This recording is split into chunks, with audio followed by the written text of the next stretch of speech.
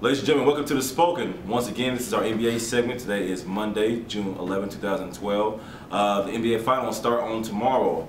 Play hard to go home. That's the theme of the NBA. And sadly, the Boston Celtics went home on Saturday. They flew to Miami, South Beach, Miami, Florida, to face the Miami Heat, and they lost in a good, grueling 7-game series. Sorry, Boston. So now OKC and the Heat start on tomorrow night, game 1. It takes place in OKC. Who are you picking? That's the question. I'm picking OKC all the way. All the way, baby. Now, I've picked them since the Lakers series from the West. So, let's go. Derek, what do you think about that game 7 on Saturday night? What happened? Did Boston just fall apart? Did the age start showing too much? It started to deteriorate? I mean, I feel like Paul Pierce didn't contribute as much to the series as he could have. I want to first start by saying Chris Bosh. Chris Bosh was huge in that game. And he hit big shot after big shot. Came in off the bench, gave him a spark. I was kind of looking at the game, and I was like, when are they going to get Bosh in? He was more like serving as a cheerleader over there. And once they got him in, he played big, man. His shots were momentum busters. Boston would get back in it, or Boston had a little lead. Bosh right back, boom, 3-ball. Bosh, big shot, boom. I mean, he was sensational. I thought LeBron was solid in the fourth quarter. I think he had like 11 points in the fourth quarter out of, I think he had 30 points. I think he had 11 of that was in the fourth. I thought he was solid. I didn't like the way Boston defended LeBron down the stretch with Brandon Bass up in his gut like that. You can't guard LeBron like that. You cannot get up in LeBron's chest and guard him like that, especially with Brandon Bass. He's a low post player. Thought Wade was solid. I thought Miami overall played pretty good team ball because Boss came off the bench, hit some big shots. I thought Battier was huge with some big shots. Haslem hit some big shots. Chalmers hit some big threes.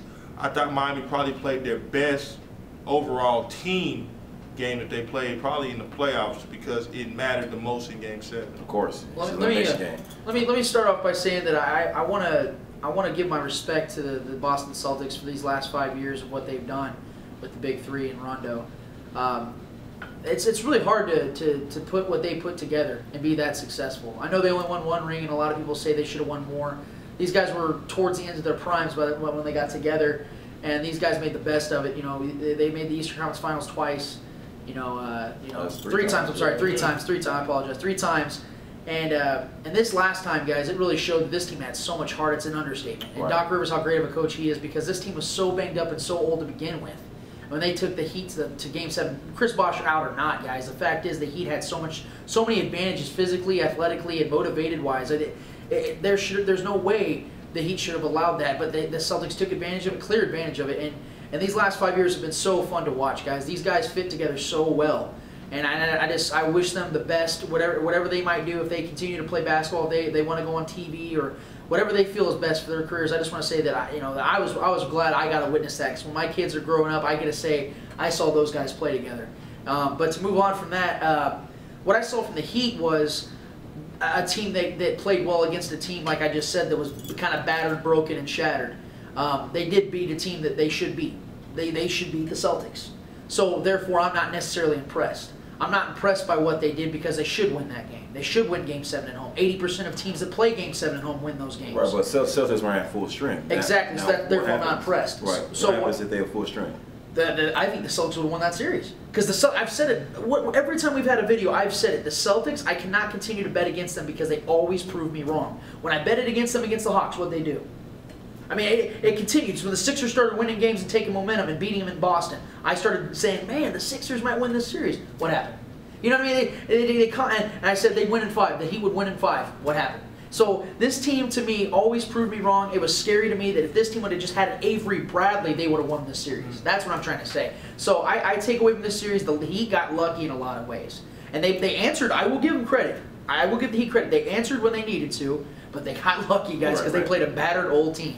So that's all I got to really say. The Heat, they can't play like they did in this next series in the finals, or the Thunder are going to literally roll over them. This Boston team was really good for the NBA. Watching that, they were good for the NBA. Really, I'm a Laker fan, and I know Boston and LA's had some big time rivalries, but that Boston team was good for the NBA. So what happens now that Ray Allen's a free agent as well as Kevin Garnett's a free agent? You have some news to tell us? Well, from what I'm hearing from Slam.com, Paul Pierce wants KG to stay. I haven't heard nothing about Ray Allen. I'm sure that if you ask Paul Pierce, he'd want Ray Allen to stay. Of course, he's going to say that. But he did say he wants to retire with KG, and who wouldn't? Okay, let's be real. But I'm also hearing from what I've read, that Slam.com is saying that the Spurs are going after KG full-fledged. I don't know how that's going to work. I don't know if it's just publicity. I don't know what it is. But I am hearing that KG and the San Antonio Spurs might be meeting pretty soon. So that's very interesting. Very interesting. But KG can fit almost in any nucleus and make it work or whatnot. But where would you like to see him go? KG, I think I would like to see him stay in Boston. I would like to see him be that heart of that team, because he is. And if you continue to build around that guy for the next year or so, he's gonna show that young team, because they're gonna have to get younger players, and he's gonna show those guys, listen, this is how you play basketball. This is how you stay intense. This is how you never give up. So when he is gone, which I believe he's got one more good year left in him. When he is gone, they have that attitude to carry through. They're going to say, hey, listen, there's a pedigree set, there's a precedent set. Right. Let's do how he did it. Makes you know sense. what I mean? So, where would you like to see KG go? I'd like to see him stay in Boston. I mean, I like to see, just like the San Antonio Spurs did with Duncan, they cut his role down, put a lot of them young guys around him, and built that team back up again. Right. I think it'll be good. They're going to bring a lot of young guys in Boston. You got one of the top 5 or 6 point guards in the world in Rondo. They're going to bring some more good players. They're getting Avery back, Bradley, Wilcox, Jeff Green to be back. I'd keep them there, if anything, just for the heart and soul, the mentorship, the leadership on it, and I think I'd like to see him stay in Boston. that sounds good. It's great for basketball, anything like that. But maybe being a Chicago fan and Boozer not being the best power forward of my team, I would like to. What are you talking about? Boozer's great. I'd like to see KG go there. I mean, just imagine. Boozer's good. From Chicago. Joakim Noah is already an intense guy as a center. Yeah, that's. And then KG as a power forward. Already having the best interior defense in the NBA to have KG. I mean, I'd like to see him in LA. Who you would like to see everybody in LA? Come on, man. That ain't a shock to me. Dan Williams, get at me. He ain't getting at you. He's going to get a Mitch Kupchak. That's what you get at. Sign me up for 100 mil. You got it. Real quick before we go to the OKC and Heat discussion right now, I can honestly see James Harden going to LA and being moved to a point guard position. And that'd be very interesting. He had Kobe as a shooting guard, and so he has that starting role, has Sessions as a backup. 3 words. Very interesting. 3 words that gets Harden in LA. Money, money, money. That's all you got to be. Whoever gives him the most money, I think that's where Harden goes. And who has more money than the Lakers? Well, they got that luxury tax coming up that's going to hit them pretty bad. So they don't care.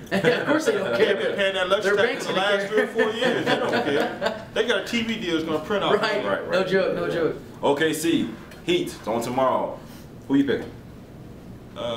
Game 1. Game 1. No. Let's do the whole series first and then break down game 1. Well, I'm picking Thunder in 6. Thunder in 6. I think overall, top to bottom, from 1 through 10, they're a better team. I picked for Oklahoma to win game 1 tomorrow in blowout fashion. Okay, and how do they win? I think they're going to get up and down. I think Miami is a little tired. Something that I've seen in that game 7 during the last time out that Miami had was Wade and LeBron sucking wind. They were both bent over on holding their shorts. I think they're tired. LeBron played a lot of minutes in that game, 6 and 7. And I think that Oklahoma's been sitting around waiting, and I think they're going to come out on all cylinders clicking tomorrow. Game 2 will be really, really close. I think it's going to come down to the wire in game 2. Makes sense. I think this. I'm with you. I think the Thunder win in 6. I'm going to stick with that. My heart wants to say that the Heat are going to pull this off. A lot of people were telling us that they think that'll happen, but I'm going to stick with I'm going to stick with my head and say the Thunder win in 6. 1 or 2 things is going to happen in game 1, and I'm almost guaranteeing it. The Thunder, what Derek just said, are going to kill them, literally just destroy the Heat, or the Heat are going to sneak it. I'm telling you right now, I think one of those 2 are going to happen, because I think if it's close, I'm going to give the advantage to Miami. I don't know why. Don't even ask me why. I just have this strange feeling, guys, that it's either going to be a total blowout, which more than likely will happen. I think it's probably going to be more the Thunder win by like 23.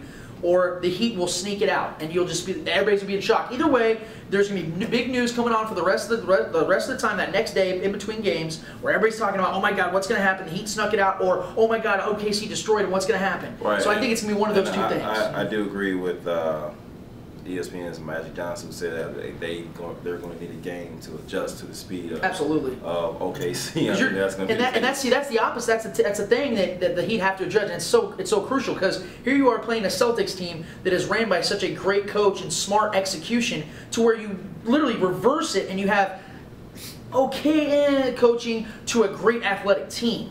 So it's a polar opposite of what they just faced for 7 games. It's going to be a huge adjustment, and I don't know if they can do it. I'm going to ask this question. Who has a better coach?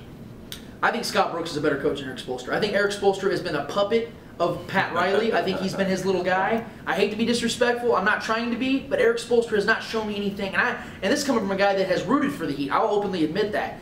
And Eric Spoelstra has not shown me anything that he does in the second half adjustments. Like, man, that was good coaching. Wow, that was amazing. He doesn't really do that. Granted, doesn't have a real center, but the fact is neither does Scott Brooks. And I have to give it to Scott Brooks. Scott Brooks beat Popovich at his own game, guys. He beat him in his own game. Right, we saw Game 3, a big adjustment that Brooks made. And Spoelstra did not beat Doc Rivers. LeBron James beat the Celtics. Let's be real, guys. So LeBron James is the lifeline to Spoelstra's job right now. Let's be real. That's true. I think Scotty Brooks is the better coach in this series. He beat Rick Carlisle, which is regarded as a damn good coach, a championship coach at that. As the Miami Heat might know. Mike Brown's solid. He's a solid coach. Then he beat Pop. I mean, there's no other. Yeah. That's tough, man. That's prestigious. I mean, no knock on Spoelstra, but who did he play what did he play? Who did they play in the first round? The Knicks.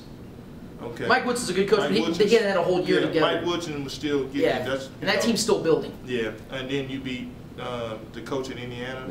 Yeah. I'm not really impressed with him. Vogel. He's arrogant. He's an arrogant coach. Yeah, his team kind of fed off his arrogance, and he killed him. They're just not talented enough.